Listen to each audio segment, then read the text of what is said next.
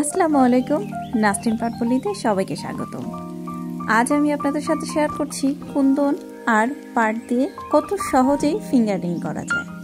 প্রথমেই আমি একটি মাউন্ট বোর্ডে গোল শেপ করে কেটে নিব।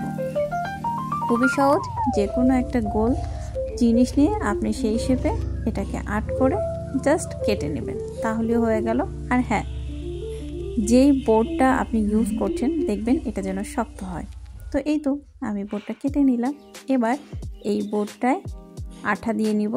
আমি এখানে 8000 ব্যবহার করেছি, আপনি চাইলে 6-7,000 ব্যবহার করতে পারেন, বা গ্লুগান অথবা ফেভিকলও ব্যবহার করতে পারেন। আঠা মাখানো বোর্ডটি আমি ফেব্রিকের উপরে বসিয়ে জাস্ট এটা রাউন্ড শেপে কেটে নিব। এই তো আমি এটা কেটে নিলাম। এবার এই পাশেও আঠা দিয়ে ফিঙ্গার রিংটি অ্যাড করে নিব। প্রথমে আমি ফিঙ্গার রিংটি একদম মিডলে বসাবো, তারপরে আরেকটি টুকরা কেটে নিব। এই যে ফেব্রিকের আরেকটি টুকরা কেটে নিয়েছি। আমি এখানে জুট কটন ফেব্রিক ইউজ করেছি, আপনি চাইলে অন্য কোনো ফেব্রিকও এখানে কিন্তু ব্যবহার করতে পারেন। তো আমি ফেব্রিকটির মাঝখান দিয়ে একটু কেটে নিয়েছি যাতে আংটিটি সুন্দর করে বসে যায়। এই দেখতে পাচ্ছেন কতটা সহজ। জাস্ট এবার এর উপরে বসিয়ে দিয়ে ভালো করে একটু চেপে দিব, তারপর এইটাও রাউন্ড শেপে কেটে নিব। এই তো কাটা হয়ে গেছে। এবার এই সাইডের যে কাঁচা অংশটা, এখানে আমি প্রথমে আঠা দিব, তারপর চিকন একটি বেনি, পাটের বেনি আমি এখানে বসিয়ে দিব। আপনারা চাইলে এখানে লেস অথবা সুতাও ব্যবহার করতে পারেন, যার যার মন পছন্দ মতো। তবে আমি এখানে বেনি ইউজ করেছি জুটের। আমি এখানে র পাট দিয়ে বেনি করে বসিয়ে দিলাম। আপনারা চাইলে এখানে দুইটা বা একটা করে 3 তারের বেনি করতে পারেন। জাস্ট বেনিটা আমি একটু গ্যাস লাইট দিয়ে সেঁকে নিচ্ছি যাতে সাইডে কোনো আঁশ না থাকে। আমি এটা দেখতে আরেকটু সুন্দর লাগবে সেটা ভেবে এখানে ডায়মন্ড কাটের একটি লেস অ্যাড করছি।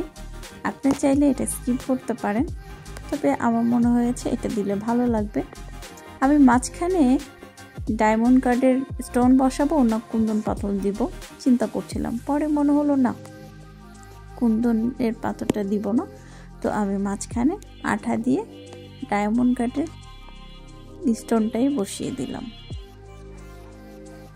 আপনারা চাইলে এখানে কুন্দনের গোল শেপটাও ব্যবহার করতে পারেন, যার যার পছন্দ মতো। তো আমি এটা মাঝখানে বসিয়ে দিলাম।